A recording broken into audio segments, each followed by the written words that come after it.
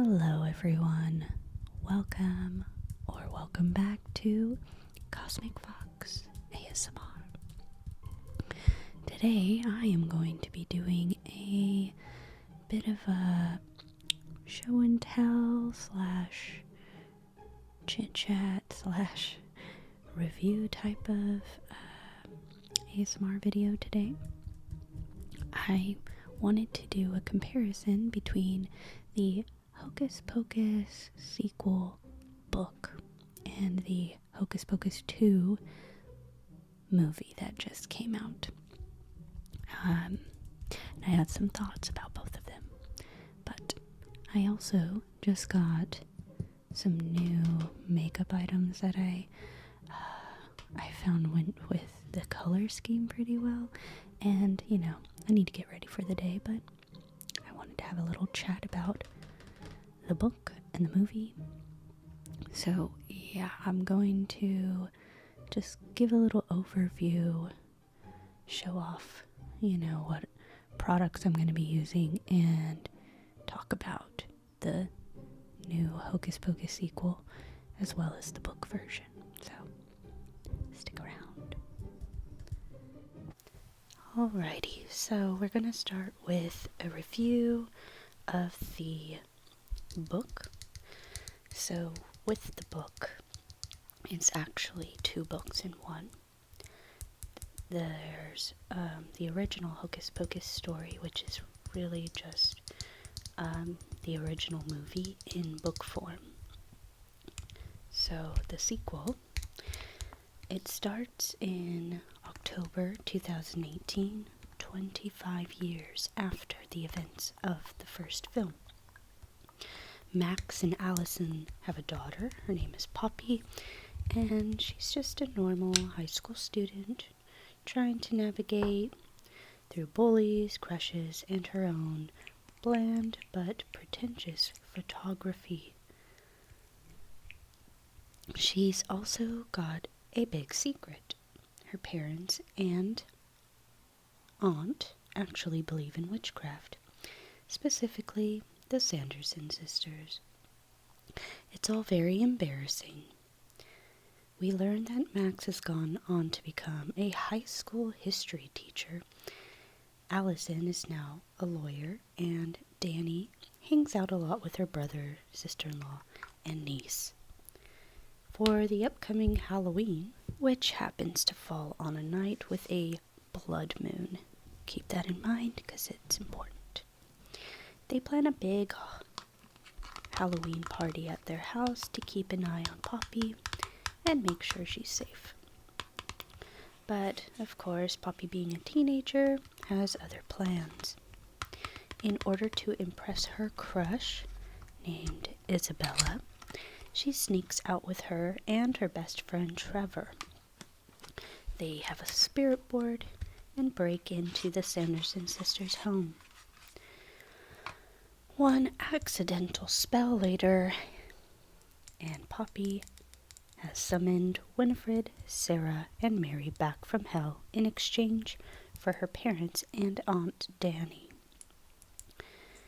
Now, in order to rescue her family, she and her friends must find the missing blood moonstone and break all the Sandersons' spells for good.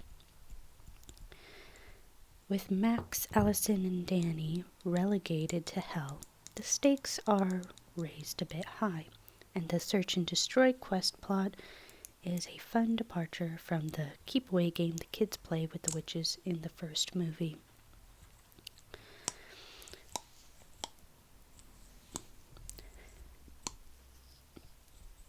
The blood moonstone proves far too easy.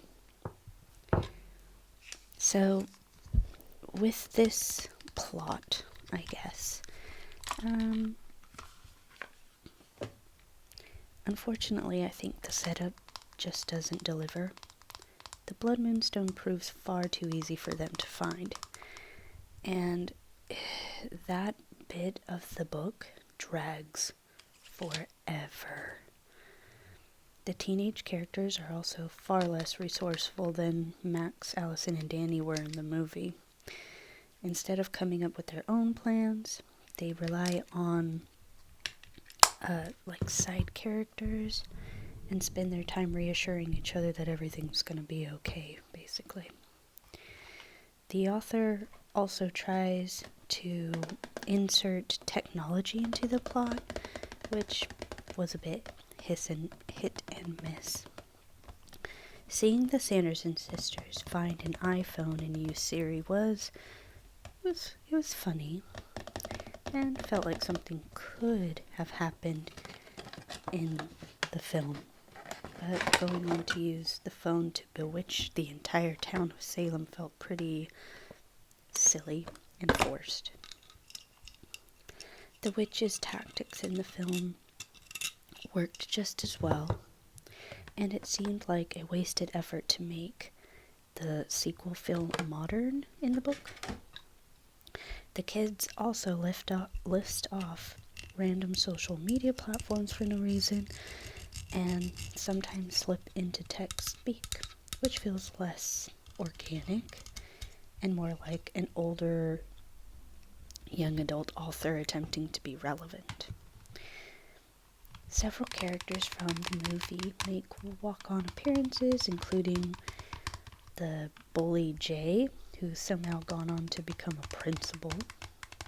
Binks and Emily actually make an appearance, but they don't really seem like themselves.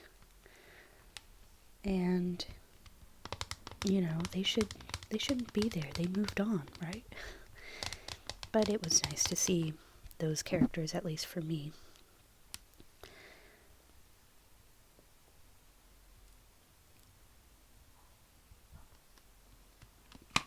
So, Binks and Emily, along with a new character and a surprise fourth Sanderson sister, Elizabeth, mainly exist as side plot points, who have randomly helpful and very specific knowledge, and who tell Poppy and her friends exactly what to do to beat the witches. The humor is also really forced. It just didn't hit the mark for me.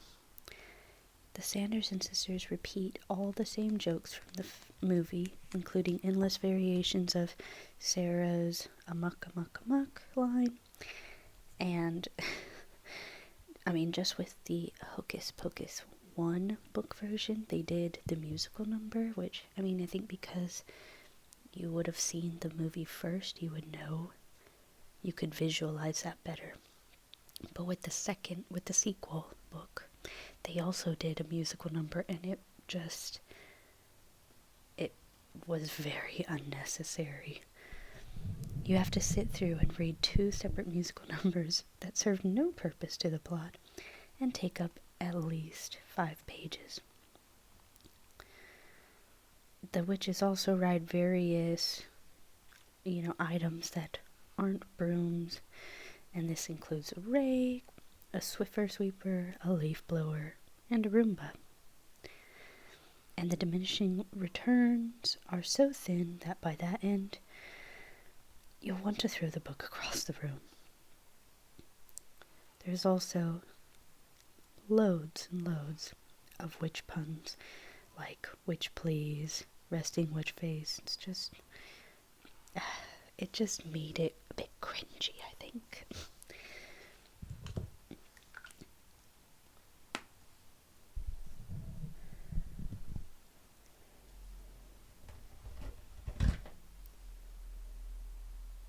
The whole sequel ends with a completely unnecessary cliffhanger intended to allow room for a lot more Hocus Pocus installments, which, honestly, I don't know, at least with this version, is not needed.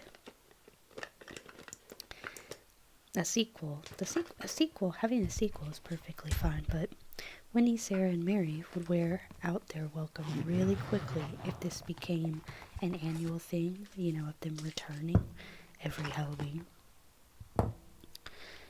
I did want to like this so much, especially with the beginning of the book. It wasn't bad. We got to see previous characters that we know and love return, but it just didn't deliver for me.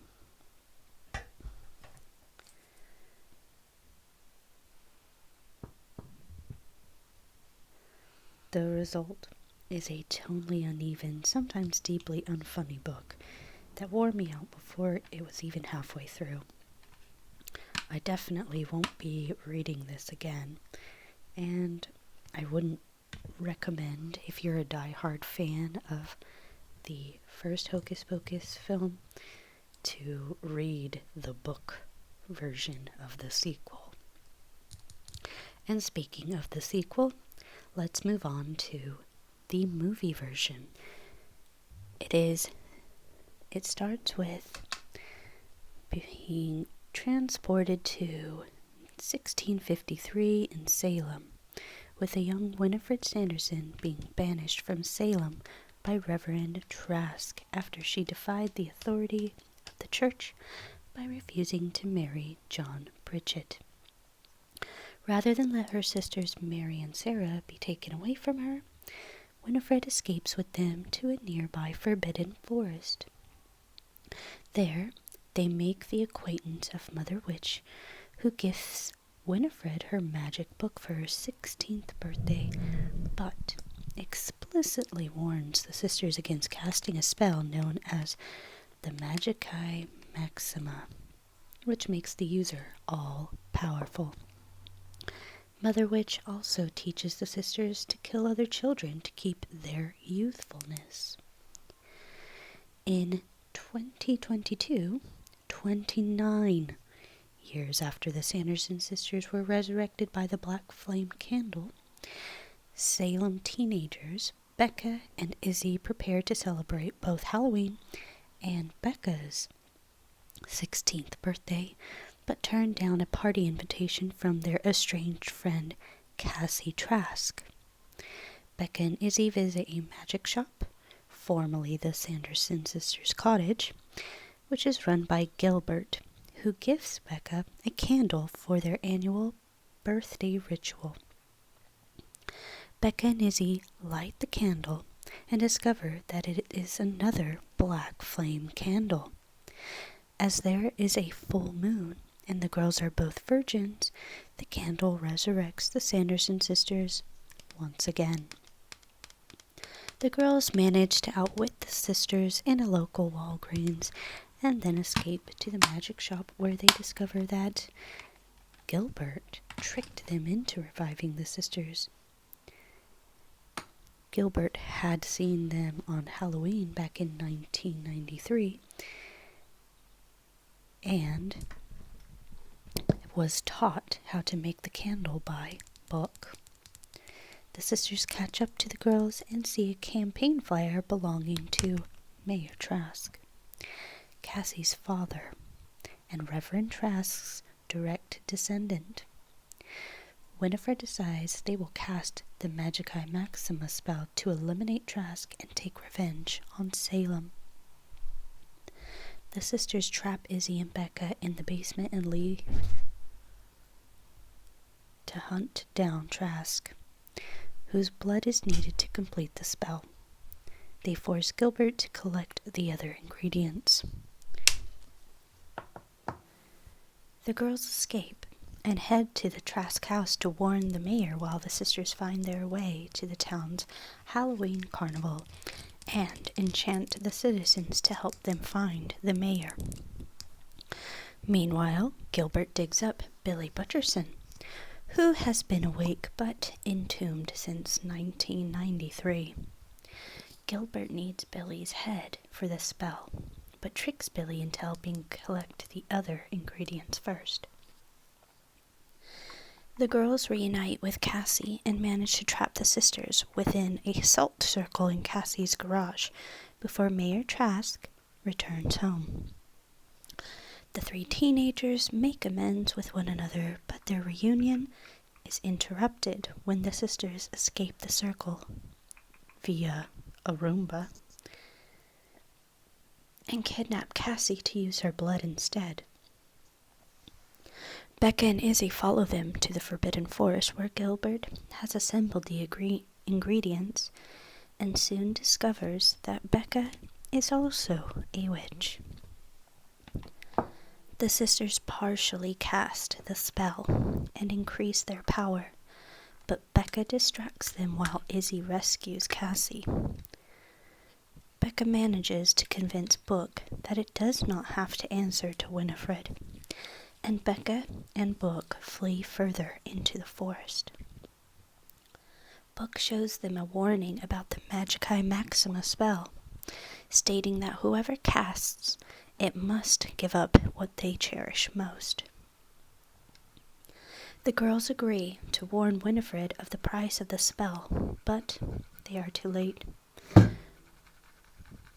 Winifred becomes all-powerful as Mary and Sarah fade to dust.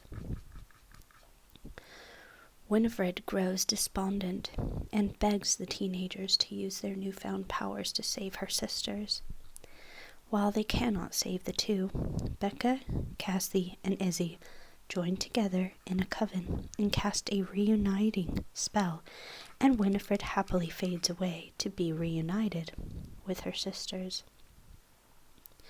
The girls are joined by Gilbert and Billy, while Billy starts to fade away as well, realizing that all of Winifred's spells have been undone, and relieved to finally be headed to his eternal rest. The girls decide to give Book a new home and continue practicing their magic as they walk off into the night in a similar manner as the Sanderson sisters. As they leave, a bird identical to the one that Mother Witch had shapeshifted into flies overhead. So, those are the overviews of both the sequel book version and the movie sequel version. Now, my thoughts on the two. I guess I would say that the movie version definitely was better than the book version, but I think the previous characters from Hocus Pocus, the original characters, how they were included in the sequel version of the book was nice, because it gave you that nostalgic feeling, of the continuation of characters that we know and love, whereas the movie version completely went over, they excluded that, and it was only the Sanderson sisters and Billy Butcherson that was included from the original. I think they were the only ones. So I was a little bit sad that, Max, Allison, and Danny weren't included in the film. But besides that, the film did do well with, showing us the origins a bit. I actually would have preferred if they expanded on the origins of the Sanderson sisters, because thinking about it, from the Hocus Pocus 1, they were, they'd kind of talk about their mom and stuff, but it wasn't really, in depth, and I don't think Hocus Pocus 2 did much of that either, and it would have been nice to hear more about their origins and seeing them grow up into the witches that they are today, so to speak. I'm glad that they went with the Black Flame Candle instead of the Blood Moonstone plot that was from the book sequel. But overall, even though I am saying that the sequel movie was better than the book sequel, I didn't feel the same magic that Hocus Pocus 1 gave us. And I think it's because it felt very childish in cheesy. And what I mean by that is, with Hocus Pocus 1, I felt it was more spooky. It definitely had a more, like Halloween spooky feeling to it, whereas Hocus Pocus 2 was very much family friendly, like for little children. And that was a little bit disappointing, for me at least. It didn't feel, there wasn't really any, like, scary bits, or,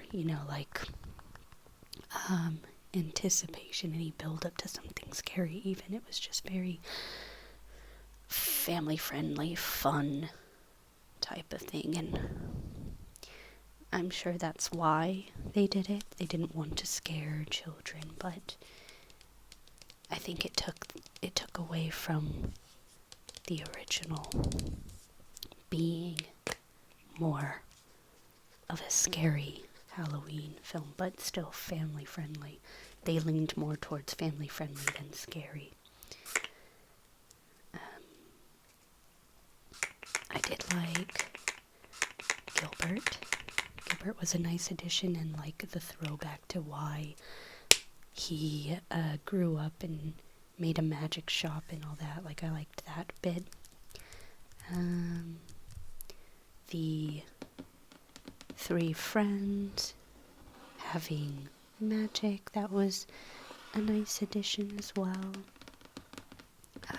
And that could possibly lead into, expanding on the Hocus Pocus universe, possibly, with, because the ending of the film was that the sisters were, they faded to dust, and then the young girls are like the new trio of witches, though they won't be eating children, I assume.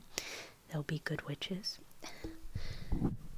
So yeah, I'm wondering what's gonna happen in the future, if anything at all.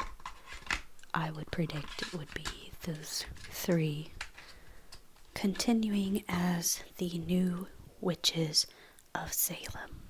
And that will conclude my thoughts on both. Alrighty, folks. Thank you for joining me on this show and tell review as I got ready for the day. And as always, I hope that you've had a good morning, a good evening, or a good night. Until next time,